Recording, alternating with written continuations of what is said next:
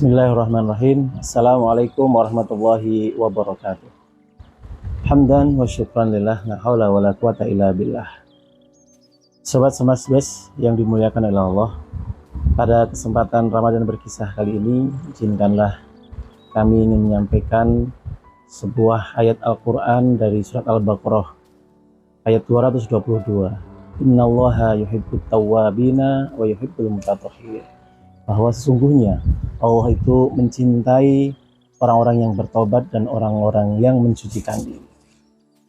Sobat Semas yang dimuliakan oleh Allah, berkenaan dengan ayat Al-Quran di atas, kemudian kita melihat kisah para sahabat Nabi. Banyak para sahabat-sahabat Nabi yang dulunya berasal dari para musuh-musuh Nabi.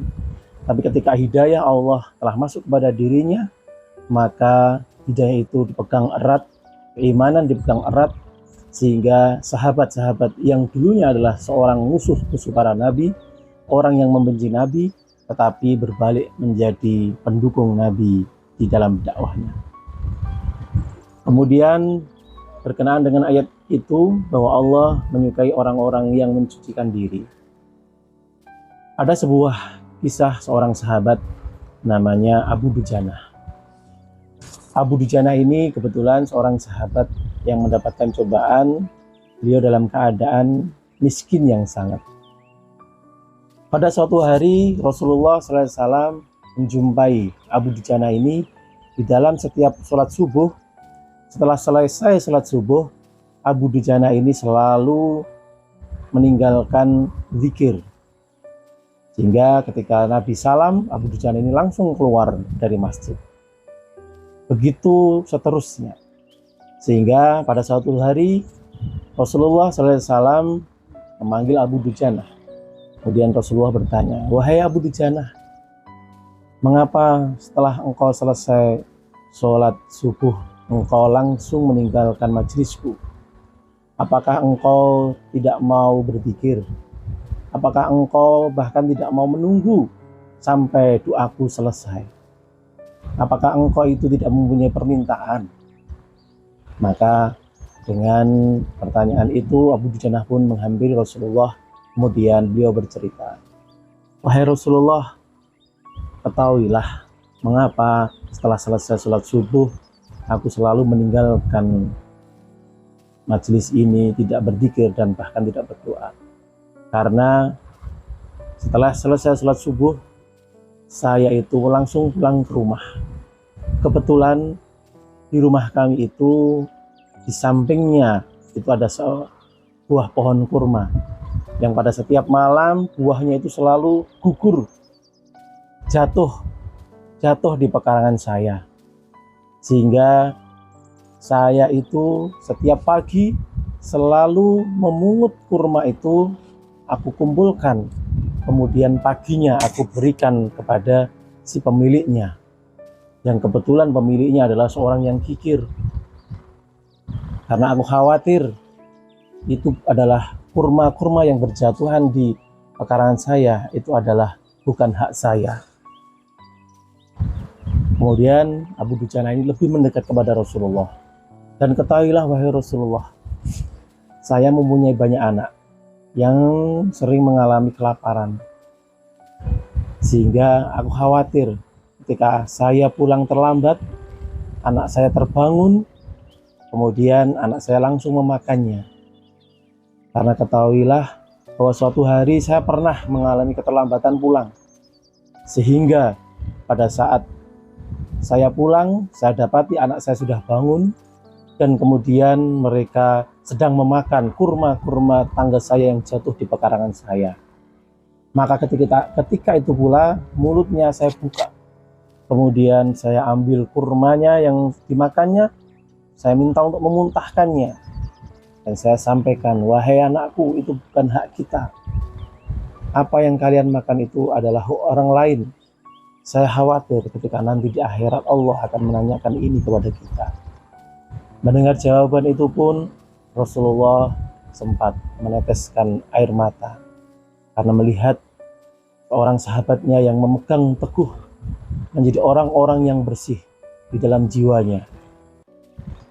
Sehingga Rasulullah pun kemudian ingin mengetahui, wahai Abu Dujana, siapa pemilik kurma itu, akan aku datangi dia. Kemudian Abu Dujana pun mengantarkan kepada pemilik kurma, dan bertemulah Rasulullah dengan pemilik kurma tersebut yang seorang kikir dan seorang munafik.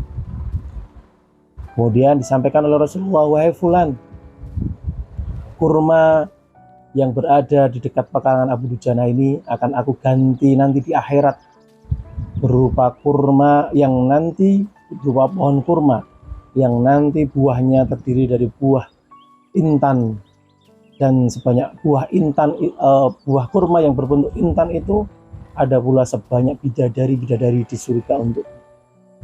Tapi karena ini orang munafik, kemudian beliau menjawab, orang munafik ini, wahai Rasulullah, saya berdagang hanya dengan yang cash saja, saya tidak mau ada janji-janji, maka dengan janjimu itu mohon maaf, saya tidak akan mengabulkan untuk memberikan pohon kurma ini kepadamu. Mendengar itu Abu Bakar As-Siddiq kemudian mendatangi, wahai fulan, ketahuilah saya akan membeli pohon kurmamu itu 10 kali lipat harganya dengan kurma yang terbaik di tempat ini. Mendengar hal itu, kemudian pemilik kurma itu kemudian memberikan kepada Abu Bakar, wahai Abu Bakar, nah inilah perdagangan, silahkan ambil pohon kurma ini dan berikan uangnya kepadaku. Maka ketika itu pula akhirnya Abu Bakar memberikan pohon kurma ini kepada Abu Dujana, wahai Abu Dujana, sekarang pohon kurma ini menjadi hakmu, kamu boleh mengambilnya beserta anak-anakmu untuk dimakan, karena sekarang sudah sah pohon kurma ini menjadi milikmu, walaupun pohon ini masih berada di pekarangan si fulan tadi. Akhirnya orang pemilik kurma itu tadi pulang dengan tertawa-tawa menyampaikan kepada istrinya, wahai istriku, hari ini kita mendapatkan untung yang besar karena pohon kurma kita yang berada di samping rumah Abu Dujana dibeli oleh Abu Bakar 10 kali lipat dengan harga pohon terbaik di tempat kita, padahal itu adalah pohon yang biasa saja. Dan ketahuilah bahwa dengan dibelinya itu pun kita tetap akan mengambil buah-buah kurma yang ada di pekarangan kita, karena pohon tersebut masih berada di pekarangan kita. Saya tidak akan memberikan kepada Abu Dujana. Maka keesokan harinya, ketika si pemilik pohon kurma yang lama ini mendatangi pohon kurmanya yang sudah dijualnya kepada Abu Bakar dan kemudian diberikan kepada Abu Dujana, kaget. Ternyata pohon kurma yang telah dijualnya tadi berpindah ke pekarangannya Abu Dujana. Bahkan bekas tanah dari pohon kurma miliknya itu hilang sama sekali, tidak ada bekasnya. Ini merupakan suatu mukjizat Rasulullah SAW pada orang-orang yang ingin mengingkari, ingin mencuranginya. Dan akhirnya pohon kurma itu pun menjadi milik penuh Abu Dujana dan berada di pekarangan Abu Dujana. Sobat Smart Space yang dimuliakan Allah, dari sekilas kisah yang tadi disampaikan, maka di bulan Ramadan, di akhir-akhir bulan Ramadan ini, bulan Ramadan sebagai bulan yang suci, tempat orang-orang yang suci dan waktu untuk mensucikan diri, kita berdoa dan berusaha. Semoga Allah Subhanahu wa taala memberikan kepada kita kekuatan untuk selalu menjadi orang-orang yang suci, suci dari badan, suci dari perbuatan, suci dari dosa dan segala sesuatunya. Semoga bermanfaat. Wabillahi taufiq wa hidayah. Assalamualaikum warahmatullahi wabarakatuh.